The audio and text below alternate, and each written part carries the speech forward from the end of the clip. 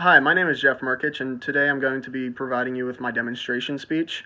In my audience, I have my mom, Jade, and my grandmother. Now I'm going to scan the audience.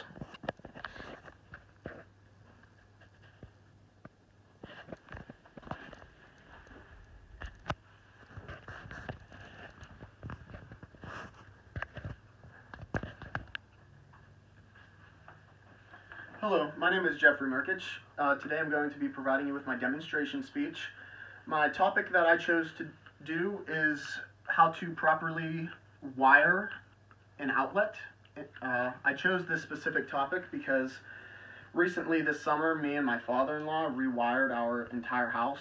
We did many projects in that area, as you know, regarding rewiring outlets, rewiring switches, redoing the J boxes in the attic and whatnot. But I specifically chose an outlet because I thought that was a basic step to take when learning how to do basic electrical work, because myself, I previously had very little electrical experience, but I'm self-taught for the most part. I watched a lot of YouTube videos and tutorials online to properly prepare myself to do this kind of project, and also my father-in-law is a licensed HVAC technician, so he has a lot of experience with doing electrical work as well. So it was a mixture between learning and teaching myself online and watching someone very experienced do this kind of work, which I recommend because electrical work can be dangerous, so it's important to have a strong foundation to learn what you're doing, as well as someone who is also very experienced in this area.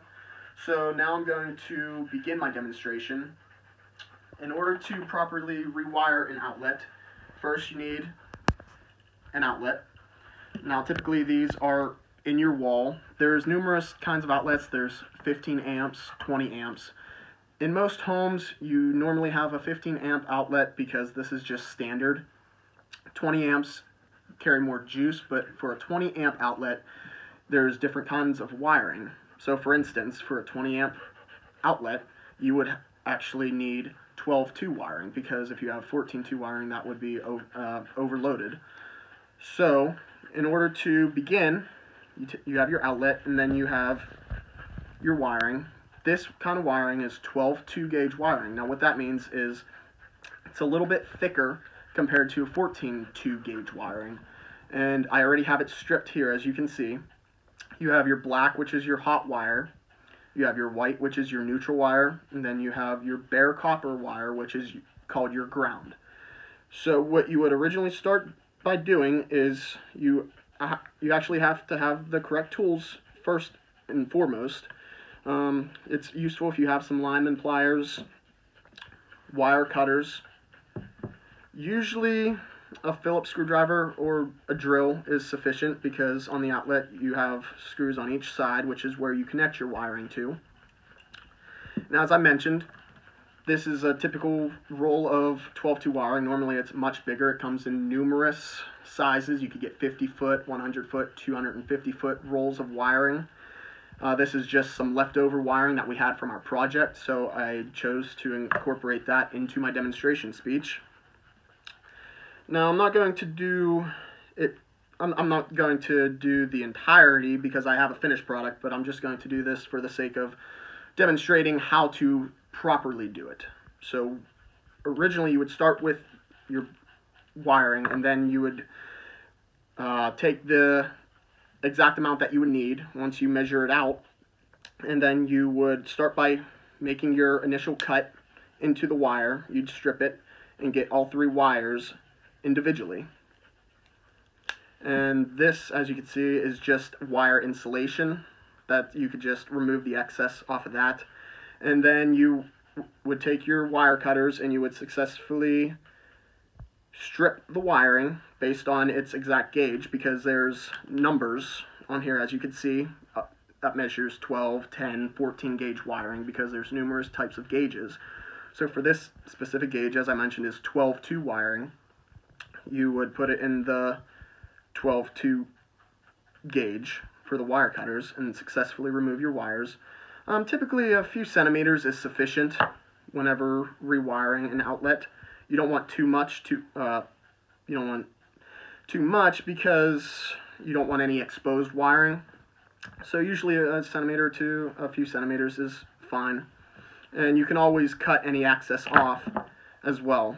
So for instance, you would take your lineman pliers, there's a blade right there, and so say if you did have too much, you could simply remove it that easily. And then next step you would do you would form a curve in each side. This is your neutral wire, and this is your hot wire. You would bend them like so. And same with your ground wire. You would bend that.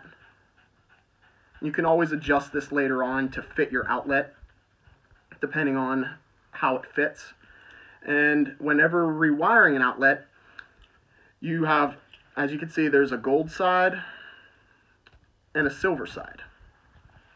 And now, with these sides, there's a certain way you actually have to do it, because the silver side must be compatible and hooked up to your neutral wire. So you would put that in like so, and therefore tighten it. And then you would bring your hot wire, which is your black, over to the gold side, which is the gold screw, and you would hook that up as well.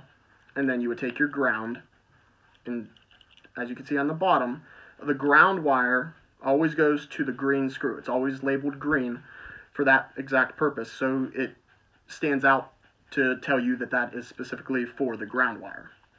So therefore, that, after you would do that, you have your finished product, which is like this. This is also a 15 amp outlet that I chose to do for this demonstration. And as you can see, the black wire is properly connected to the gold, and the white neutral is properly connected to the silver side, along with the ground. And these are all tightened. And as you can see, there's little to no exposed wiring on either side, so that's safe and meets code. That way you know there's no exposed wiring and no risk of potential electrical fires or anything like that. Then this wire would then therefore run to some kind of power source. Typically it runs up to an attic where it's probably connected to some kind of J-box where multiple wires are connected to, unless it goes directly to your power source, to your breaker box. But usually it's to some kind of power source, such as a J-box. And now, last step, once you successfully do that, you would then check for power, because at that point, your main power would be turned off, because to safely do any kind of electrical work, you would have to cut your main power to your main box. So therefore, as of now, you would not have any power. So once everything is connected successfully, and you think that everything is safe, and therefore you can proceed to turning the power back on. And once you do so, there's several tools for checking if you actually did the job right. This tool just checks all your grounds and your hot and neutral. As you can see, there's several options here to where if there's like a light on, such as the top one, it's an open ground. So that would indicate that you didn't successfully hook up the ground wire, and so forth. It pretty much indicates if you failed to hook up the ground or the hot or the neutral for that matter. It's okay, Mason. And then this tool right here just checks for a hot wire. So as you can see, you would turn this on, and obviously it's not going to put off any kind of signal because there is no juice flowing through the wiring. However, I'm going to demonstrate that if you do successfully test it on a hot wire, it indicates that that wiring is live. So I recommend always checking yourself, probably even double checking yourself, just to ensure that everything is done safely and efficiently, because as I mentioned before, electrical work can be dangerous if you are not familiar with what you are doing. So always take precaution, and if you're not comfortable with doing any kind of electrical work, it's always the best option to have somebody who does.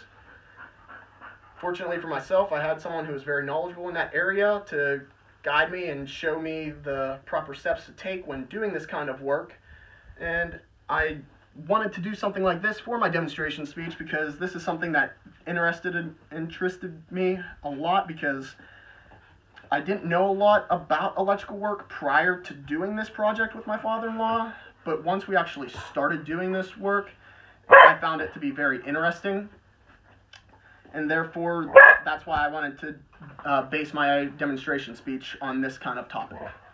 So with that being said, I want to thank you for your time, and that will conclude my demonstration speech.